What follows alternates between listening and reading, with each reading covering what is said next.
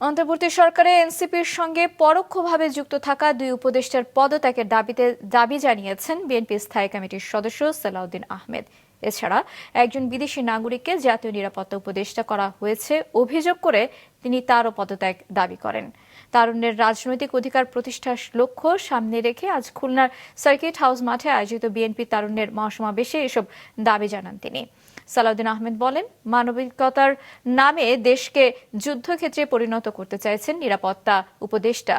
নদীবন্দর, সমুদ্র বন্দর কিংবা করিডোর কোনো বিষয়ে চুক্তি করার এই সরকারের ম্যান্ডেট নেই। এই সরকার শুধু পারে একটি নির্বাচন আয়োজন করতে। বলেন, নির্বাচনের দাবিতে অন্তর্বর্তীকালীন সরকারকে ঘেরাও করা হলে সেটি হবে জাতির জন্য দুর্ভাগ্য। দ্রুত সংস্কার শেষ করে ডিসেম্বরের মধ্যে নির্বাচন দেওয়ার দাবি জানান তিনি। এনসিপি মার্কা সরকার, যদি আপনি নিরপেক্ষতা বজায় রাখতে চান তাহলে সেই এনসিপি মার্কা দুইজনকে পদত্যাগ করতে বলুন। যদি পদত্যাগ না করে আপনি বিদায় করুন।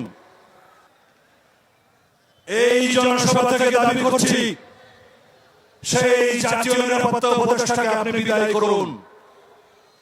যদি কোনোদিন নির্বাচনের দাবিতে এই অন্তর্বর্তীকালীন সরকারকে ঘেরাও করতে হয়, তা হবে আমাদের জাতির জন্য একটি দুর্ভাগ্য।